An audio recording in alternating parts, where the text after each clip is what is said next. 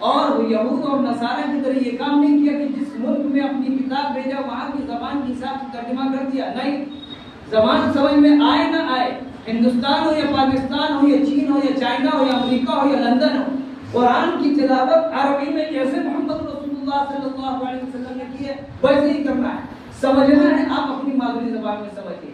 یہی وجہ ہے کہ قرآن کریم کو آج تک کوئی تبدیلی نہیں ہو سکتی. دیگر کتابیں برباد کیوں ہوئی؟ اس سے پہلے جو کتابیں تھیں اس کے اندر ترمیم کیوں ہوئی، اس میں تبدیلی کیوں ہوئی؟ کہ لوگوں کی اپنی سہولت کے اعتبار سے ترجمہ کر دیا گیا. لوگوں نے ترجمہ پڑھتے اصل کتاب ہیبرو اور عبرانی زبان میں جو کتابیں نازل ہوئی تھیں وہ زبانی دنیا سے ختم ہو گئی. اللہ نے اس کی حفاظت کا ذریعہ حفاظ کرام کے ذریعے سے کیا ہے.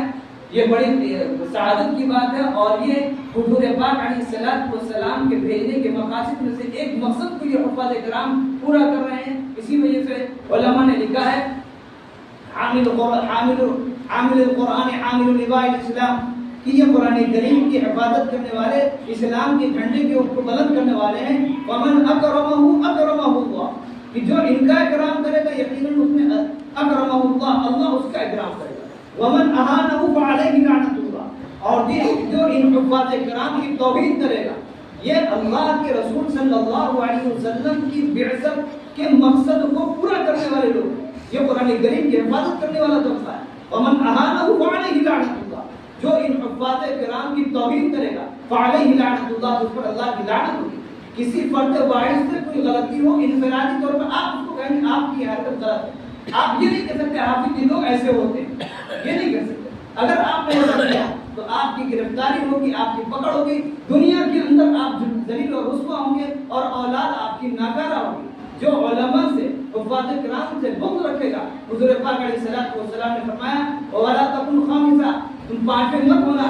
وَهُوَ أَن تُبْغِضَ الْعِلْمَ وَأَهْلَهُ، اور وہ کیا ہے کہ تم علم اور اہل علم سے نفرت کرنے لگو. جب تم یہ پانچویں بن جاؤ گے فتح ہونے کا تو تم ہلاک اور برباد ہو جاؤ گے. تو یہ ہم لوگوں کے لیے بڑی سعادت کی بات ہے کہ ہم ہمارے اور اتنے چھوٹے بچے قرآن پاک کو اب تو ماشاءاللہ بعض لوگوں نے اس کے اوپر کام کر رہے ہیں، اس کے اوپر 11 سال 10 سال میں حافظ ہو جا رہے ہیں. بعض بچے تو ایسے ایک سال میں حفظ کر لے رہے ہیں. دنیا کے اندر کسی بھی مذہب کی یا کوئی دنیا کا ملک کا قانون جو ہوگا، سپریم کورٹ کا جو قانون ہے، جو یہاں کا کانسٹیٹیوشن ہے، اس کا کوئی حافظ نہیں کرے گا، پورا ملک اسی کے بیس پہ چل رہا ہے. آخر کیا بات ہے؟ یہ قرآن پاک کے اندر کون سی تاثیر ہے کہ 11 سال کے 10 سال کے 12 سال کے بچے حافظ ہو جا رہے ہیں، اور پورا شروع کا آخر سورۃ الفاتحہ سے شروع کرتے ہیں والناس سے جا کے ختم کرتے ہیں. آخر آپ سوچئے دنیا کے اندر کوئی اور کتاب ایسی پڑھنے والا کیوں نہیں موجود؟ یقیناً یہ اللہ کی کتاب ہے، یہ کسی انسان کا کلام نہیں ہے. کسی انسان کی بس کی بات نہیں ہے کہ اتنی بڑی کتاب، اتنی موٹی کتاب، ہر بہر ذرا سی زبر زیر پیش کی غلطی بھی نہیں کر سکتے. پڑھتے جا رہے ہیں. کون سی چیز بھائی کسی نے انفارم ادا کی اس کا کوئی بتائیے کتنا جنون کے ساتھ وہ کتاب یاد کرتا ہوں. حفظ کے بچوں کو دیکھ کے ایسا لگتا ہے کہ مگن ہے.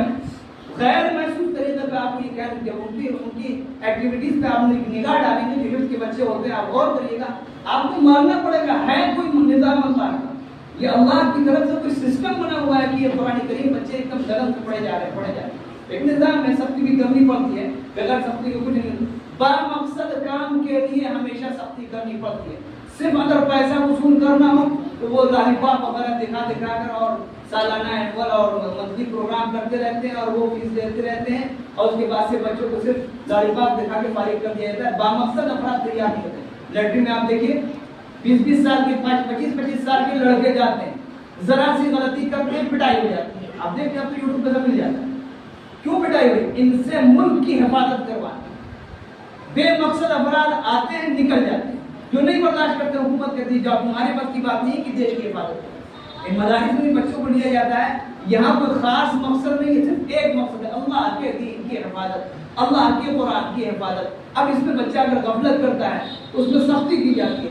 جو ان سختیوں کو برداشت نہیں کر پاتا وہ اسی وقت نکل جاتا ہے، رفو چکر ہو جاتا ہے. اللہ خاص افراد کا انتخاب کرتے ہیں کیونکہ ان سے مقصد قرآن کی حفاظت، دین کی حفاظت ہے. اس لیے ہم لوگوں کو ہم لوگوں کو خوش بھی ہونا چاہیے اور ان کے والدین کو خاص طور سے ان کی ماں کو مبارکباد دینا چاہیے، کیونکہ عام طور سے میرا تجربہ یہ ہے کہ جب تک ماں ساتھ نہیں دیتی ہے تو بچہ اپنے مشن میں کامیاب نہیں ہوگا۔ جس مشن میں باپ لگائے ماں ساتھ نہیں دے رہی تو بچہ اس مشن میں نکل نہیں پاتا۔ ماں جس مشن میں ہوتی ہے بچہ اسی مشن کا ہوتا ہے۔ سب سے زیادہ قابل مبارکباد اور قابل تعریف ان کی ماں ہے اور ان کے والد صاحب ہیں۔ اللہ رب العزت ان کے حفظ کرنے کو قبول فرمائے اور ان کے والدین کی نیت میں اخلاص عطا فرمائے۔ آمین۔ وآخر دعوانا الحمد للہ رب العالمین۔